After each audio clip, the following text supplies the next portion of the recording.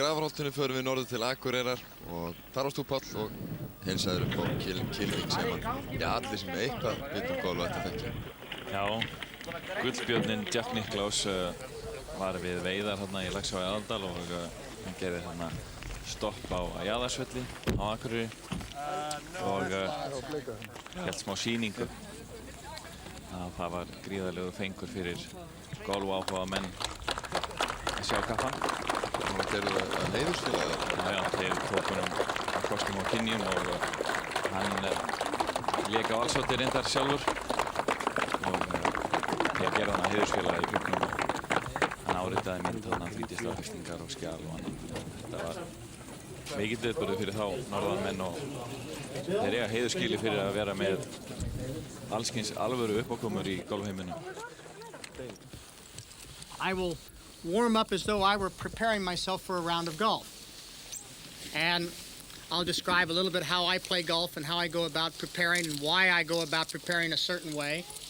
And if you have any questions, please feel free to ask them. If I can answer them, I will. If I can't, I'll probably just ignore you. Okay? I start out with a pitching wedge to warm up. I had a few short shots trying to loosen up. Then I go to an 8-iron, 5-iron, 2-iron, 3-wood, and a driver. And then I finish up with a few pitch shots, which is exactly what I'll do today. And as I go through those clubs, I'll try to explain a little bit how I play the game of golf and what I try to do. Now, the way I try to play golf is I try to be as natural as possible. I try to do as many things that my body was designed to do. In other words, my body was designed to stand fairly erect, okay? Now, if you're going to play any sport, you know that to play that, you must be just a little bit relaxed. You don't want your legs bent. You don't want your legs straight. You want your legs relaxed. You want your feet under you. You don't want your feet out here like this. If you play any sport, you're going to play right here. And golf is no different. You play in what we call the ready position. You're ready to move in any direction, be very much on balance. And as I grip the golf club is gripped as though my arms were hanging to my side. I just put them together and close them. The golf ball, basically I play every shot off of my left heel. All I do with them is I have a narrow stance for a short club. As the golf club gets longer, my stance widens and the ball goes farther away. That way I have the same aim and the same thing. So now if I'm a driver, I'm here. If I'm a wedge, I'm here, but it's the same aim. So I do everything the same way. I try to develop one golf swing and one golf swing only. The most important thing to me in the golf swing is balance. And to be on balance, I think your head must remain in pretty much the same position. In other words, good Lord put your head in the middle of your body. By design, leave it there. Meaning don't walk up to the golf ball and then all of a sudden you're like this. Let's leave the head right there. Now if I can leave my head right there and if I sort of feel like I'm in this relaxed, ready position, and if I just imagine that I drove a shaft down through my head and come out my back, then I would like to say that I would try to keep my head there and rotate on that so that I'd go right here to here. And that's what we call maintaining your body angle. The body angle is right here, and I maintain that here, and I maintain it here. All the way through the golf swing, and my head makes that happen. I make sure that I get good and loose with the pitching wedge before I move on. Now remember, I'm now preparing for a round of golf. That's what I'm doing. If I'm going to practice, I practice after I play, never before I play. That may sound funny to you, but what I do is I prepare for a round because what I'm doing is I'm trying to find out what my golf swing is today. I call it my swing du jour. And whatever swing I've got today, and I know where I want to start here and I want to bring them together by the time I get to the first tee. And so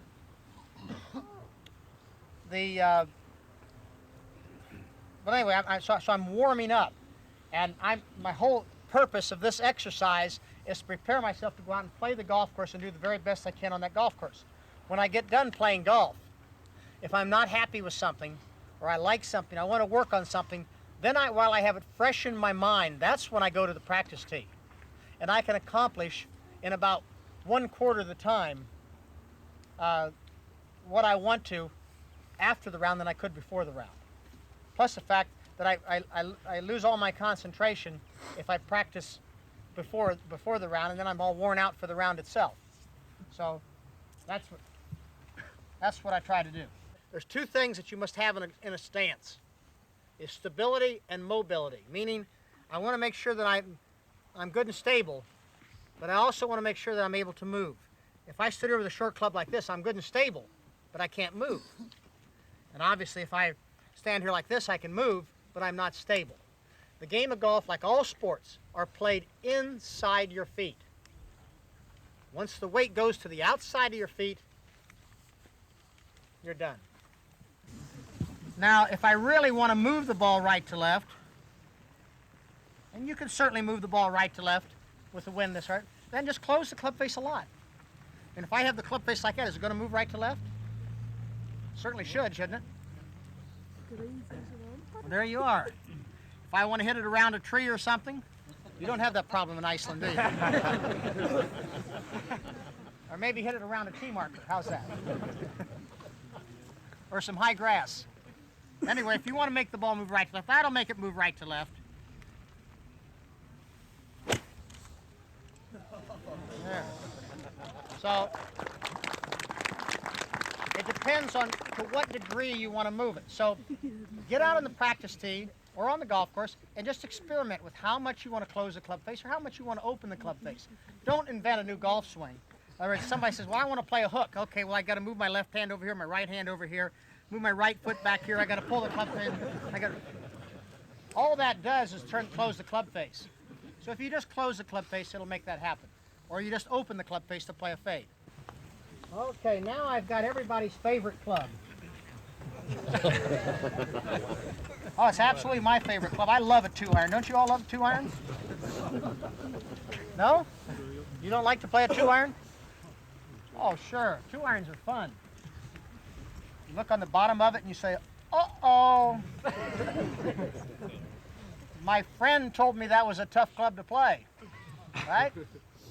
So I want to make sure that nobody sees me play this club, right? Because everybody told me it was a tough club, and everybody was going to say, well, you better watch out. So I look around me to make sure nobody sees me. Then I hurry up and get it out of the way. Now it's up there where I can play a 7-iron to the green, and I love to play 7-iron, right? Okay. Well, the whole thing that I'm driving at here is that we've tried to use one golf swing and one golf swing only with all the clubs. Okay? If you can use one golf swing, there's no reason in the world you can't play a 2-iron. Or a 1-iron, or a 3-iron, or whatever iron you want to play. The only thing you have to do is say, okay, what is my favorite club in the bag? Some people it's a 7-iron, some it's a 5-iron, whatever it is. If it's a 7-iron, just put a piece of tape over that and write 7 on it. Okay? 7. Okay? So now here, we'll play a 7-iron shot. Now let's see how the 7-iron does.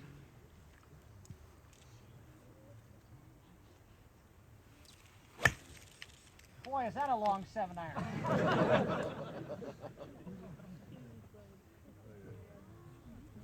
And that's really what you try to do, is you try to find out what your favorite club is, and you try to use that club and that swing throughout your bag. One swing. If you have trouble with a 2-iron, go out on the practice tee with just a 2-iron and a 7-iron. And alternate them. It's 2-iron, 7-iron, 2-iron, 7-iron, till you can hit your 2-iron with the same swing that you're using for your 7-iron. If you do that, I'll guarantee you'll improve. One thing that people always want to know is one thing: how do you hit it further? Well, the only one way I know to hit it further is not move my legs, my arms, my hands, my stuff, to make this right here move faster. That's the only thing I know, and the only way I know how to do that is try to make sure that all the elements of my swing happen to their fullest degree. If it happens, then I've got a chance of making this move faster. So to do that, I'm all excited about wanting to hit one hard, so I make sure that I make a very conscious effort to swing slower so that everything has time to happen. If it has time to happen, then I think the adrenaline will actually, the energy will actually come forward and allow the golf ball to go further. Now, again, there's only certain times that I do that. If I'm going to hit the golf ball harder, obviously, there's going to be the risk of hitting it a little bit more crooked. So if I'm hitting the only time I want to do it is when I have something to gain. On a par 5 that I can get home in 2 where I can't get home in 2 otherwise. Or a par 4 where I've got a bunker or something to carry that'll gain a wedge to the green rather than a 5-iron to the green. Not just one club. That doesn't do me any good. Because if I keep doing that, pretty soon that one swing that I've been working on will become 3 or 4 swings real fast, and my golf game will deteriorate. So that's only when I need it. Now what I do is just, as I say, swing a little bit slower, I swing a little harder with the club head, but hopefully it will gain something when I do it.